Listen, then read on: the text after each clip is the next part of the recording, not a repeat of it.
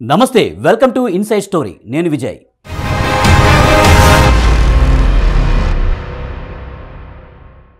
హైడ్రా దీని ప్రకంపనలు హైదరాబాద్ మహానగరాన్నే కాదు, రాజకీయ పార్టీలను తాకింది. కాంగ్రెస్ పార్టీ పూర్తిగా దీన్ని సమర్థిస్తుంటే బీఆర్ఎస్ అదే స్థాయిలో వ్యతిరేకిస్తుంది. కానీ బీజేపీ మాత్రం భిన్నంగా స్పందిస్తుంది. పార్టీలోని కొందరు నేతలు హైడ్రాకు సపోర్ట్గా మాట్లాడుతుంటే మరికొందరు వ్యతిరేకంగా కామెంట్లు చేస్తున్నారు. ఎందుకు ఈ పరిస్థితి? కమలంలో ఎందుకు కన్ఫ్యూజన్? దీనిపైనే ఇప్పుడు చర్చ సాగుతుంది.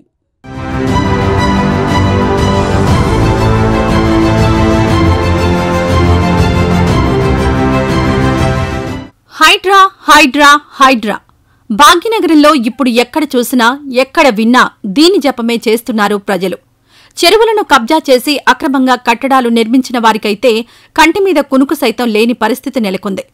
పర్మిషన్లు ఇచ్చింది అధికారులే, మళ్లీ కూల్చేస్తోంది కూడా అధికారులే అంటూ గగ్గోలు పెడుతున్నారు కొందరు. అటు న్యాయస్థానాలు సైతం తమ ముందుకొస్తున్న ఫిర్యాదుల విషయంపై వివిధ రకాల ప్రశ్నలు సంధిస్తున్నాయి.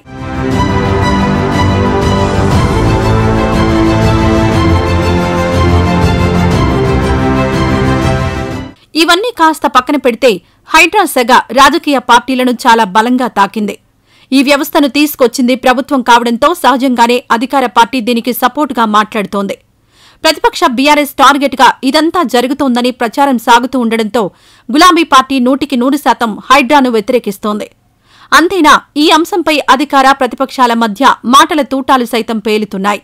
ఈరోజు సమాజంలో మన బాధ్యతగా మనం భవిష్యత్తు తరానికి ఇచ్చేటువంటి వరం ఇది. మీ ప్రాంతంలో మీకు ఎక్కడ ఆర్టీఐ ద్వారా తీసుకున్నా, పూర్వీకుల దగ్గర నుంచి వచ్చేటువంటి వారసత్వంలో చెరువులు ఎక్కడెక్కడ ఉండనో తెలుసుకొని అవి ఆక్రమణకు గురైతే ఎంత పెద్దవాళ్ళైనా సరే, ఏ పార్టీ వాళ్ళైనా సరే ఆ సమాచారాన్ని ప్రభుత్వానికి ఫిర్యాదు రూపంలో చేయండి. ముఖ్యంగా హైదరాబాద్ ఇన్ఛార్జ్ మంత్రిగా జరుగుతున్నటువంటి చెరువుల పరిరక్షణకు జరుగుతున్నటువంటి ఒక కార్యక్రమంలో హైదరాబాద్ జంట నగరాల ప్రజలు, రంగారెడ్డి ప్రజలు ప్రకృతిని, భవిష్యత్ తరాన్ని, చెరువులను కాపాడుకొని ఒక వ్యవస్థను కాపాడుకోవడం జరిగే ఈ యొక్క ప్రక్రియలో స్వచ్ఛందంగా మీ ప్రాంతంలో చెరువును రక్షించుకోవడానికి తరలి రావాల్సిందే ఈ సందర్భంగా కోరుతాను.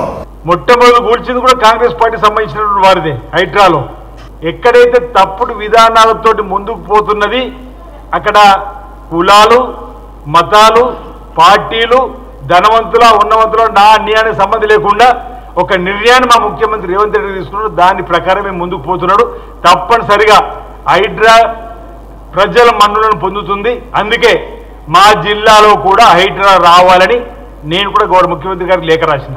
హైడ్రా ద్వారా రాబో రోజుల్లో ఎక్కడ ఏ ఫిర్యాదు అందినా అది సహేతుకం, అది ప్రభుత్వానికి సంబంధించినటువంటి ఆస్తి.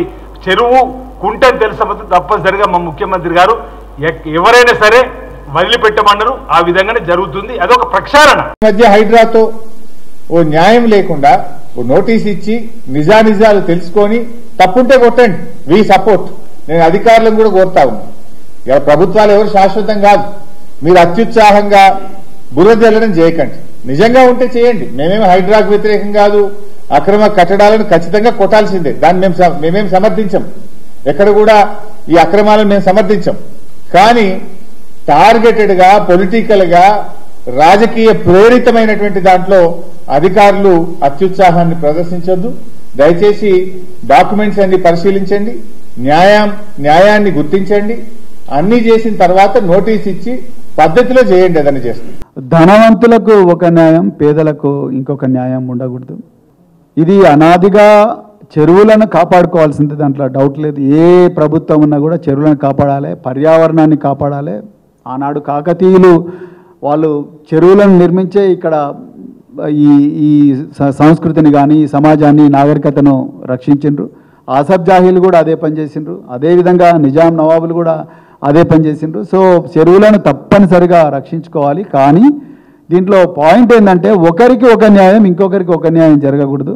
అందరికీ అవకాశం ఇవ్వాలి. మరి ముఖ్యంగా పేద మధ్యతరగతి వర్గాలకు చెందిన వాళ్ళకి ఆల్టర్నేటివ్ జాగా చూపించాలి. వాళ్ళు ఎక్కడ పోతారండి?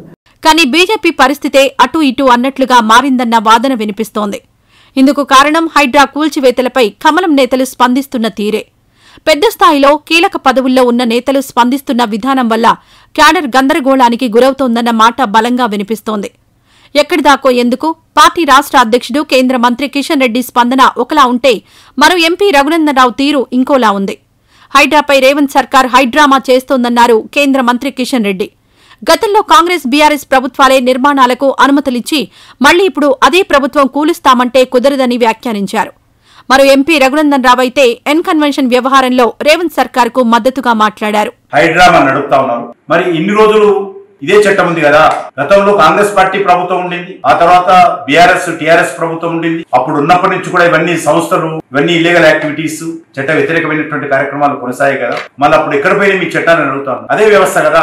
ఆ రోజు మీరు ఉన్నప్పుడే, అధికారం ఉన్నప్పుడే కట్టారు. ఈ రోజు తొలగిస్తామంటే ఇన్ని రోజులు ఏ రకంగా కరెంట్ ఇచ్చారు, ఏ రకంగా ట్యాక్స్ వసూలు చేశారు, ఏ రకంగా అనుమతులు ఇచ్చారు, కళ్ళు మూసుకుని అధికారులు పాలకులు కుమ్ముకై ఈ రోజు కట్టడాలన్నింటిలో పెంచి పోషించారో జవాబు చెప్పాల్సినటువంటి అవసరం ఉంది. దీనిపైన మరింతగా లోతుగా చర్చించి దీనిపైన నిర్ణయాలు తీసుకోవాల్సిన అవసరం ఉంది. భారతీయ జనతా పార్టీగా సమగ్రమైనటువంటి విధానం కావాలని కోరుకుంటున్నామే తప్ప ఎవరు ఇష్టం ఉన్నప్పుడు వాళ్ళు అనధికారమైనటువంటి కట్టడాలకు అనుమతులు ఇచ్చి సౌకర్యం గానీ, రోడ్డు సౌకర్యం గానీ, డ్రింకింగ్ వాటర్ సౌకర్యం గానీ వాటికి ఏ రకంగా ఇచ్చారో తెలియాల్సిన అవసరం ఉంది. దీనిపైన అందరికీ ఒకే రకమైనటువంటి చట్టం ఉండాలి, ఒకే రకమైనటువంటి విధానం ఉండాలి. ప్రభుత్వ అధికారులు చేసినటువంటి పొరపాట్ల పైన కూడా సమగ్రమైన దర్యాప్తు జరపాలనేది నా డిమాండ్. గతంలో హైకోర్టు ఏం జడ్జిమెంట్ ఇచ్చింది, సుప్రీంకోర్టు చెరువులు కుంటల విషయం లోపల ఏం జడ్జిమెంట్ ఇచ్చింది ఒకసారి చూడండి. మీరే సర్వే చేయమంటారు, మీరే కూలగొట్టమంటారు. 2010లో మీరే ఆర్డర్ ఇస్తారు, 2024లో మళ్ళీ మీరు స్టే ఎందుకు ఇస్తారు? What is this? ఎందుకు జనాన్ని కన్ఫ్యూజ్ చేయాలనుకుంటున్నారు? ఏమైతే ఒక బంగ్లా కూలిపోతే, నాలలో పిల్లల వాడి కొట్టుకపోయిన రోజు, నాలా కబ్జా అయిన రోజు మున్సిపల్ మంత్రిని రిమాండ్ చేయమని అడగలేని హైకోర్టు ఇలా ఎన్ కన్వెన్షన్ మీద స్టే ఎట్లు ఇస్తాయండి? ఎస్, యాజ్ అన్ అడ్వకేట్గా బరాబర్ అడుగుతా నేను, ఐ హ్యావ్ ఏ రైట్. ఏం తొందర వచ్చింది ఎన్ కన్వెన్షన్ కూలిపోతే? ఒక ఫంక్షన్ ₹1 తీసుకుంది ఎన్ కన్వెన్షన్. 10 ఏళ్ల నుంచి ఎన్ కన్వెన్షన్ వసూలు చేసిన ప్రతి రూపాయిని ముక్కు విని వసూలు చేయాలి, కోర్టు దానికి డైరెక్షన్స్ ఇవ్వాలి. ఏం చెప్పింది సుప్రీంకోర్టు? FTL బఫర్ జోన్, దాని తర్వాత 33 ఫీట్ల దాకా ఏ కన్స్ట్రక్షన్ ఉన్నా కూలగొట్టమని చెప్పింది. అరే 3.5 ఎకరాలు మార్కింగ్ ఇచ్చింది కదా టీఆర్ఎస్ ప్రభుత్వం ఎన్ కన్వెన్షన్ కబ్జా చేసిందని. ఇంకా మళ్ళీ హైకోర్టు స్టే ఇచ్చుడు ఏంటండి? స్టే అయింది నాకు తెలియదు. ఏ కోర్టు చెప్తే సర్వే చేసిరు? అదే హైకోర్టు చెప్పింది కదా. కొద్దిగా ఓపికగా చూడరు, దయించి చెరువులను పరిరక్షించురు. బీజేపీ ఎమ్మెల్యే రాజాసింగ్ సైతం హైడ్రాను సపోర్ట్ చేస్తూ మాట్లాడుతుంటే పార్టీకే చెందిన ఎంపీలు ఈటెల రాజేందర్, డీకే అరుణ లాంటి వాళ్లు హైడ్రాను విమర్శిస్తున్నారు. మరి ఒక్క పార్టీలోనే ఎందుకీ గందరగోళం, ఎందుకు ఇన్ని మాటలు అంటే పార్టీలో ఉన్న నేతల మధ్య సమన్వయ లోపం ఉండడమే ప్రధాన కారణమన్న వాదన వినిపిస్తోంది. రాష్ట్ర అధ్యక్షుడిగా కిషన్ రెడ్డి ఉన్న కేంద్ర మంత్రి కూడా కావడంతో రాష్ట్రంలోని పార్టీ కార్యకలాపాలపై పెద్దగా దృష్టి పెట్టలేని పరిస్థితి. ఇది కూడా మరో కారణమన్న అభిప్రాయం వినిపిస్తోంది.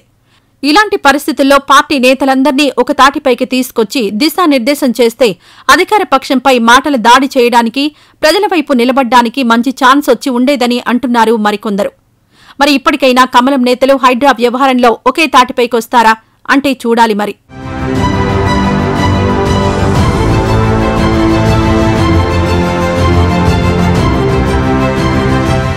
ఇది వాటి ఇన్సైడ్ స్టోరీ. రేపు మరో ఎపిసోడ్తో మళ్ళీ కలుద్దాం. అంతవరకు సెలవు, నమస్తే.